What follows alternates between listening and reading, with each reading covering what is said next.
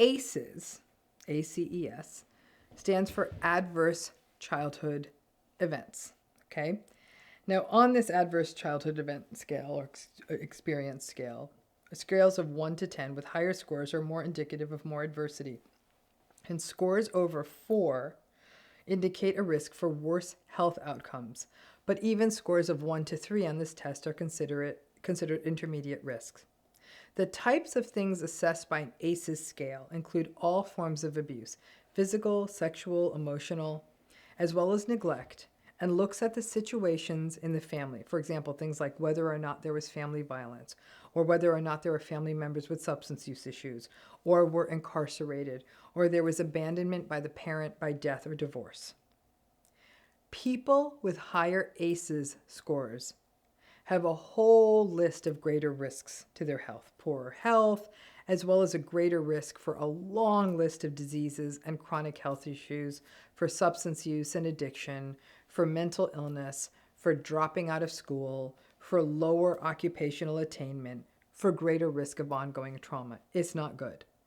There are lots of things that make ACEs scores significant and impactful, and also an impactful stressor for a child.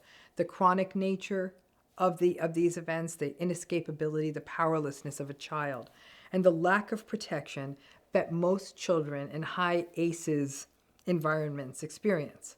The ACEs research and literature is about predicting outcomes in a large group of people.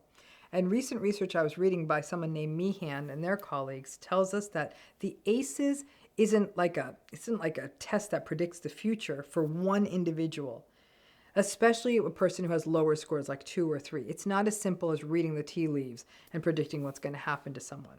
Now, here's the thing. There are lots of folks who are raised in narcissistic families of origin that have high ACEs scores.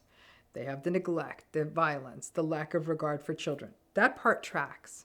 However, far more people who grew up with narcissistic parents do not have high ACEs scores.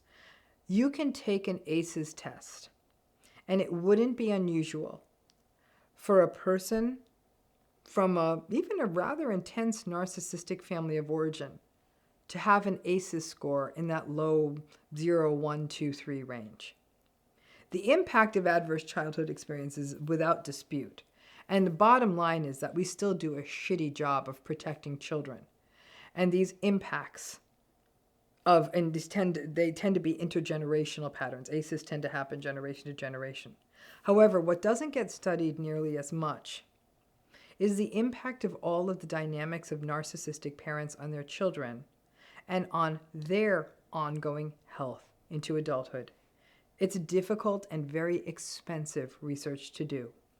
However, again, it is without dispute that there are numerous terrible impacts of ACEs on people's long-term health. That's really not the issue here. But what about people who have adversity but don't have the ACEs scores? All of this can sometimes miss the opportunity to have the slightly different conversation about what happens in emotionally abusive and invalidating narcissistic family systems. Even now in 2025, the conversation is still, well, families are complicated. We haven't talked to their parents. We don't know if they're narcissistic. Every family's a little dysfunctional. But the thing is, if you've been through this, then you know it. Who wants to lie about their parents being narcissistic? And then the conversation gets twisted into trying to definitively prove that the parent or the parents were narcissistic, and that's not really the point.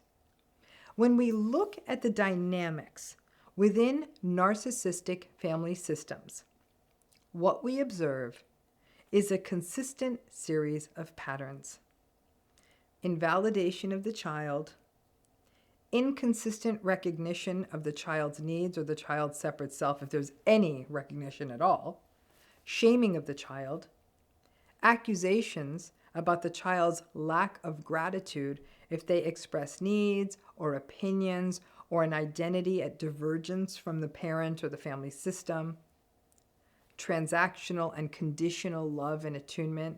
The child is only seen and recognized when it is worth it or it works for the parent.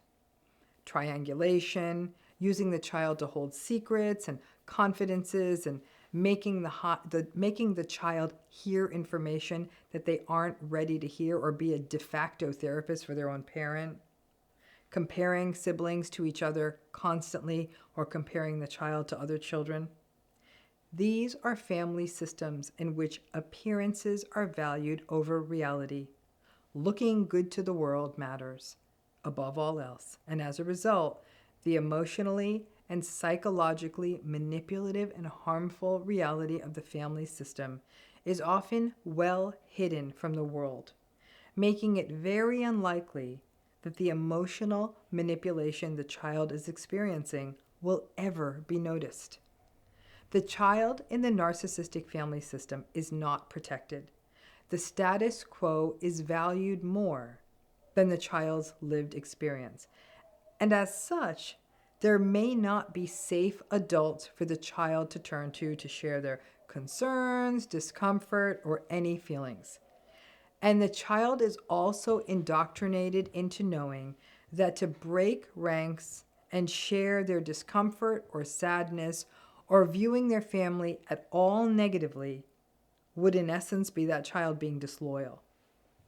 The child from one of these systems carries this burden of shame and will often craft fictional narratives about the family and the parents, and these fictionalized narratives can become very real. My family is great. We're close-knit. My dad is a great man. Oh, growing up, it was amazing and great, and we did these amazing things together. And this fiction drives that trauma bond to the family that can actually persist for people into their own old age. The false story can allay the shame, can soothe the shame of what really happened, but it's a falsehood that cuts into any hope of a survivor of one of these systems to be able to develop, honor, and live in their true and authentic selves. So what does this do to the child? The child carries the burden of shame. They doubt themselves. They blame themselves. They self-silence. They don't aspire too much. That would be too prideful. But they also live in fear of not achieving enough, or they will lose love. So they're caught in what we call an impossible dialectic. Don't be too good. Don't be too bad. The child also is raised to believe that they should actually be able to be a mind reader and anticipate their parents' needs, wants, and moods, and they can actually get quite good at it. Many of you know how good you can be at that. And anything else, anything less than that feels like a failure. Most kids who grow up like this are anxious, hypervigilant, people-pleasing, and this people-pleasing can be active and conscious appeasing, and serving and rescuing and doing and succeeding and being nice and easy and breezy. And it may also be an involuntary safety response, like we'd see in a fawning response. Many folks who grow up in narcissistic family systems are perpetually stuck in a cycle of imposter syndromes. High achievers, you had to be to stay in the good books with a parent who still feel like they don't belong. And some kids who grow up in narcissistic family systems may go on to become narcissistic themselves. Children who grow up in narcissistic family systems either cut ties and get the hell out of Dodge, or remain stuck in a perpetual cycle of waiting for things to be better and feeling guilty if they are still not attending to and managing the family system. It's a catch-22. When someone grows up in a narcissistic family system and also has a high ACEs score, that is when we are likely to see the evolution of patterns such as complex trauma reactions such as CPTSD, as well as other mental health fallout such as personality disorders, addiction, depression, and anxiety disorders. This can happen for folks who grow up in narcissistic family systems when a person has a low ACEs score or even an ACEs score of 0. But what we see more of is that laundry list of anxiety, never enoughness, imposter syndrome, the always on edge person. Both groups, ACEs, scorers, narcissistic abuse families, all experience fragmentation.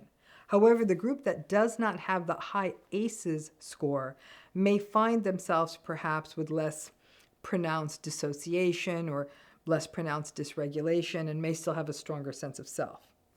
We must start having the conversation about various forms of emotional abuse, including what happens in narcissistic families. Because while the conversation about ACEs is extremely important, so too is the long-term reflection about what happens to people who grow up in a narcissistic family of origin. Because it's not just water under the bridge. It is developmentally impactful. And most survivors of narcissistic families often carry this burden for a lifetime, but will rationalize and justify and self-shame and say, well, we weren't starving or locked in a closet or sexually abused or physically abused. Okay, maybe those things did not happen. But what did happen, what happened, it did take a toll. It's not an either or. It's not as though only trauma or harm over a certain threshold counts and nothing else does, though the world does try to simplify it that way.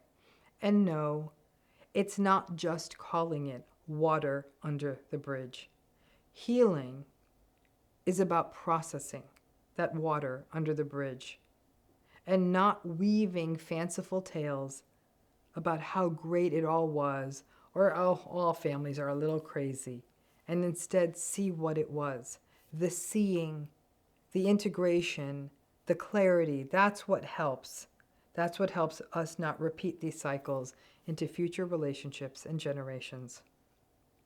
Trauma and adversity are not a competition. People suffer, and people deserve grace and space and safety and protection to heal. We have to expand this conversation and be willing to recognize that these personality styles are not good in families or for children. And it's not just normal family stuff. It's stuff that thwarts the very essence of a person for a lifetime. Many survivors of narcissistic family systems may have ACEs scores of 0. But that doesn't mean there aren't long-term effects of narcissistic family systems that deserve more exploration and understanding. Thanks again.